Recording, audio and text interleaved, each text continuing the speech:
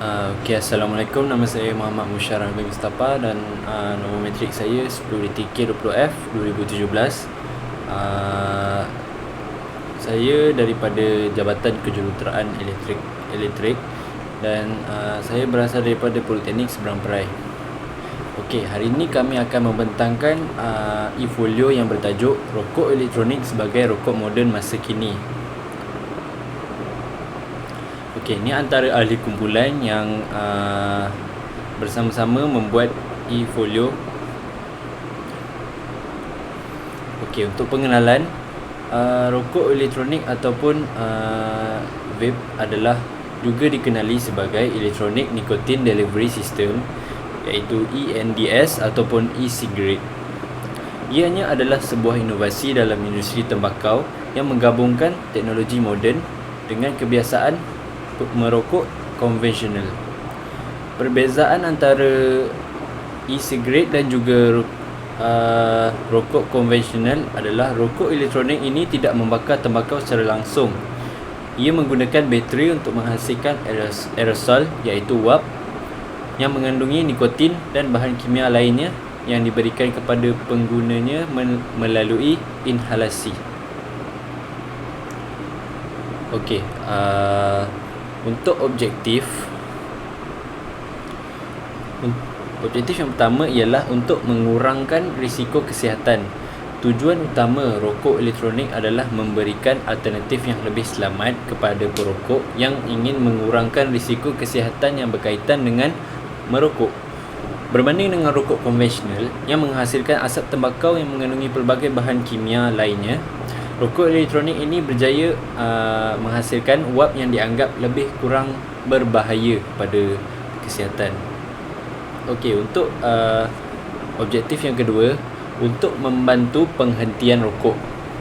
Bagi sesetengah perokok, rokok elektronik ini boleh menjadi alat membantu mereka menghenti untuk merokok dan dapat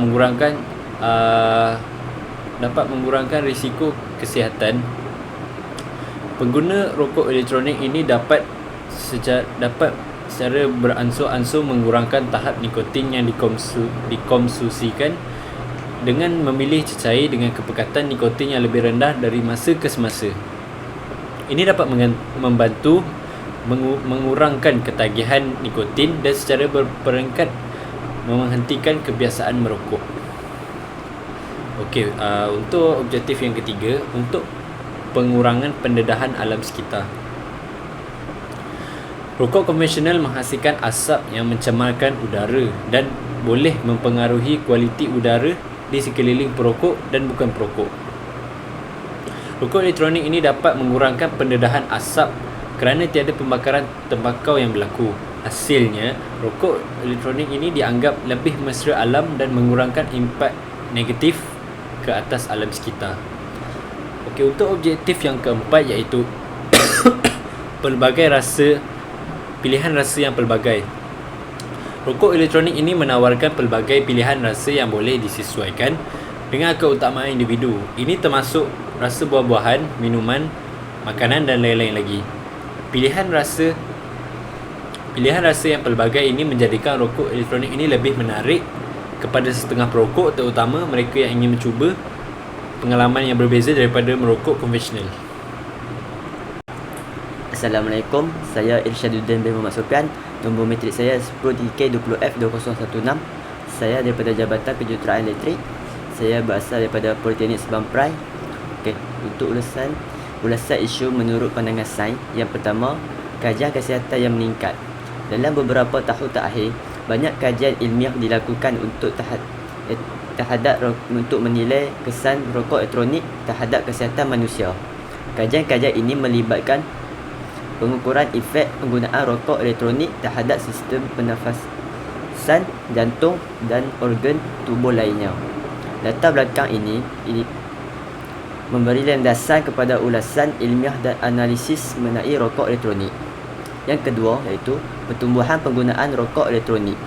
Terdapat peningkatan signifikan dalam penggunaan rokok elektronik di dalam kalangan pelbagai golongan masyarakat, termasuk perokok dewasa dan remaja. Kepentingan ini dalam masyarakat mendorong sains untuk mengkaji dan memahami lebih lanjut tentang dampak rokok elektronik terhadap kesihatan. Yang ketiga, perbandingan dengan rokok konvensional. Rokok elektronik seringkali dibandingkan dengan rokok konvensional untuk menilai kelebihan dan kekurangannya. Kajian ilmiah dilakukan untuk membandingkan komposisi kimia, paparan terhadap bahan kimia berbahaya, serta efek pada kesihatan antara dua jenis rokok ini. Yang keempat, perlindungan kesihatan masyarakat. Kesihatan masyarakat menjadi fokus utama dalam kajian mengenai rokok elektronik dalam usaha melindungi masyarakat daripada bahaya merokok. Latar belakang ulasan sains digunakan untuk menilai kesan penggunaan rokok elektronik terhadap individu, populasi dan sekitar. Okay, Assalamualaikum. Nama saya Muhammad Ekal Hakim bin Muhammad Dinil. Nombor matrik saya ialah 10DTK20F2013. Saya belajar di Politeknik Sabah Perai dan berada di Jabatan Kejuruteraan Elektronik dan Elektrik, dan saya berasal dari kelas DTK 5A. Antara ulasan isu menurut prinsip syariah, yang pertama ialah prinsip kesihatan dalam Islam. Islam menekankan betapa pentingnya menjaga kesihatan untuk melindungi tubuh sebagai amanah dari Allah. Ulasan ini bertujuan untuk menilai apakah rokok elektronik sesuai dengan prinsip kesihatan dalam Islam. Dan yang keduanya ialah evolusi kandungan dan efek samping. Ulasan ini melibatkan penilaian terhadap kandungan dan efek samping rokok elektronik dari perspektif syariah. Hal ini mencakup penelitian terhadap bahan-bahan yang digunakan dalam rokok elektronik, sepertinya ialah nikotin dan bahan-bahan kimia yang lainnya, serta dampaknya terhadap tubuh dan kesihatan. Yang ketiga, perspektif hukum syariah.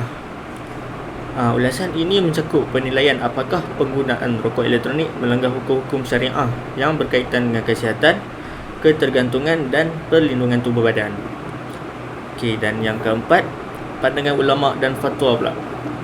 Ulasan ini mencerminkan pemahaman dan pandangan ulama serta fatwa yang telah dikeluarkan mengenai penggunaan rokok elektronik. Fatwa-fatwa tersebut dapat memberikan panduan dan petunjuk kepada umat Islam dalam mengambil keputusan terkait dengan penggunaan rokok elektronik sesuai dengan prinsip syariah. Hai, Assalamualaikum. Nama ni Muhammad Amin Naim bin Muhammad Nasrah. Bukan matrik 10D20F1049. Ulasan isu menurut kaedah fiqh. Analis terhadap hukum rokok. Dalam fiqh terdapat hukum yang mengatur tentang merokok. Latar belakang ulasan ini mencakup analisis terhadap hukum-hukum yang berkaitan dengan merokok dalam konteks fiqh. Dalam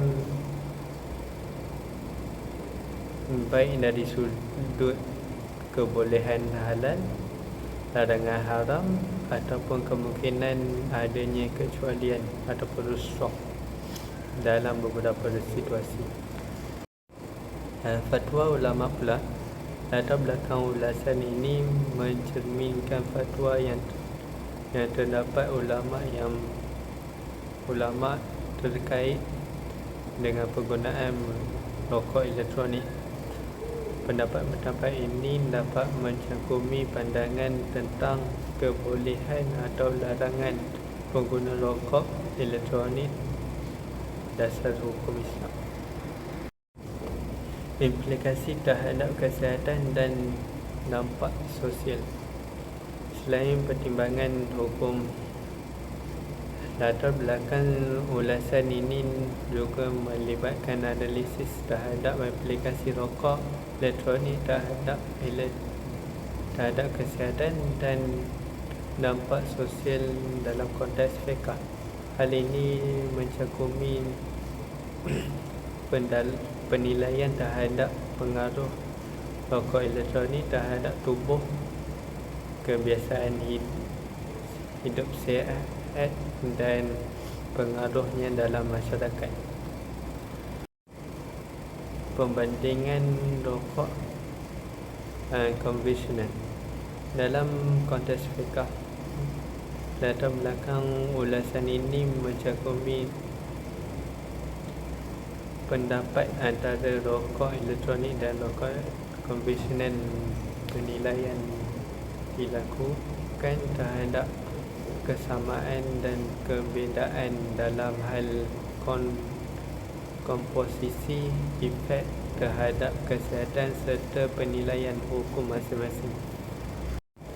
Allah Ta'ala pernah berfirman, dan janganlah kamu sengaja mencampakkan diri kamu ke dalam kebinasaan. Surah Al-Baqarah ayat 195. Walaupun ayat ini diturunkan berkenaan dengan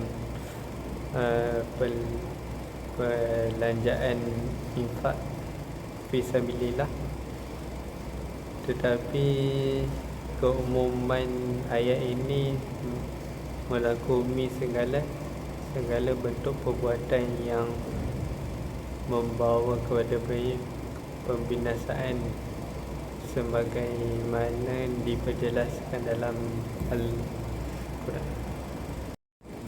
Dan Rasulullah SAW pernah bersabda yang bermaksud tidak kemudaratan dalam syariat Islam dan tidak harus mengenakan kemudaratan tanpa hak. Riwayat Ahmad 22778 dan Ibnu Majah. Hadis ini juga menunjuk keharaman melakukan kemudaratan secara umum, sehingga nas hadis dijadikan salah satu kepada hukum fiqh. Assalamualaikum, nama saya Sufi Zazan bin Razmi. Nombor metrik 10 DTK 20F 2040. Ni saya nak terangkan tentang 3 kesan sekiranya isu ini diabaikan. Yang pertama, kesan kesihatan. Okey, kesan kesihatan. Pengabaian menggunakan rokok elektronik dapat menyebabkan berbagai masalah kesihatan. Rokok elektronik mengandungi bahan kimia yang terdapat merosakkan paru-paru, menyebabkan gangguan pernafasan dan meningkatkan risiko penyakit jantung. Okey, yang kedua, ketergantungan dan kesulitan berhenti. Rokok mengandungi nikotin, zat aktif yang dapat menyebabkan tergantungan jika penggunaan vape diabaikan. Ia dapat terjadi peningkatan tergantungan pada nikotin.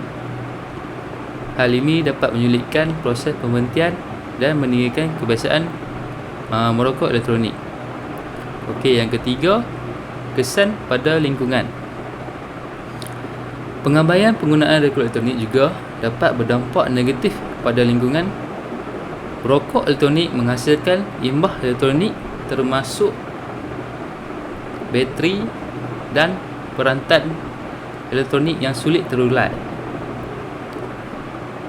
Jika dibuangkan dengan benar, limbah ini dapat mencemari lingkungan dan berkontribusi pada masalah limbah elektronik yang semakin meningkat.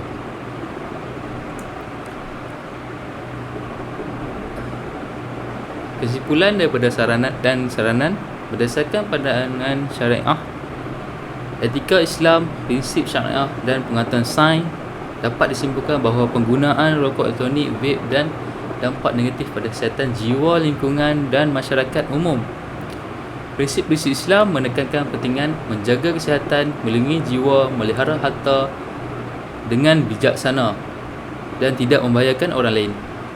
Selain itu, bukti ilmiah menunjukkan adanya risiko kesihatan yang signifikan terkait dengan penggunaan rokok elektronik. Bismillahirrahmanirrahim. Assalamualaikum, nama saya Muhammad Nazrul Hakimi bin Mahidin. Nombor matrik saya 10 DTK 20F 2032. Saya dari kelas DTK 5A, dari Jabatan Kejuruteraan Elektrik dan belajar di Politeknik Seberang Perai. Cadangan penambahbaikan. 1. Kesedaran dan pendidikan.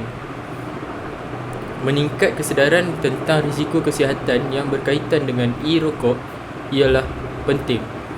Pendidikan mengenai bahayanya penggunaan vape perlu diberikan kepada masyarakat, terutama kanak-kanak, remaja dan golongan rentan lain. Kempen pencegahan yang berkesan boleh membantu mengubah persepsi dan tingkah laku yang berkaitan dengan penggunaan e-rokok. Meningkatkan kesedaran tentang risiko kesihatan yang berkaitan dengan e-rokok adalah penting. Pendidikan mengenai bahaya penggunaan vape perlu diberikan kepada masyarakat, terutama kanak-kanak, remaja dan golongan rentan lain. Kempen pencegahan yang berkesan boleh membantu mengubah perspeksi dan tingkah laku yang berkaitan dengan penggunaan e-rokok. Nombor 2, peraturan yang ketat. Perlu ada peraturan yang ketat yang berkaitan dengan pengeluaran, penjualan dan penggunaan rokok elektronik. Peraturan ini harus memastikan bahawa produk vape memenuhi standard keselamatan yang ditetapkan, serta melarang penyasaran kanak-kanak dan remaja melalui pembungkusan yang menarik dan pelbagai perisa. 3. Bantuan dalam berhenti merokok. Pihak berkuasa, organisasi kesihatan dan agensi masyarakat harus menyediakan sumber dan bantuan yang mencukupi kepada individu yang ingin berhenti menggunakan e-rokok.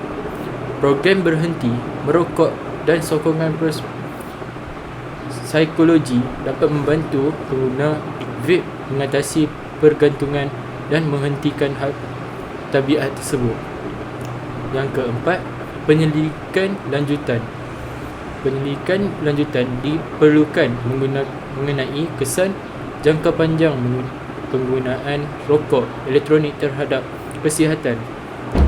Kajian ini akan membantu mendapatkan pemahaman yang lebih komprehensif mengenai risiko dan akibat penggunaan e-rokok yang boleh menjadikan asas untuk dasar dan campur tangan selanjutnya.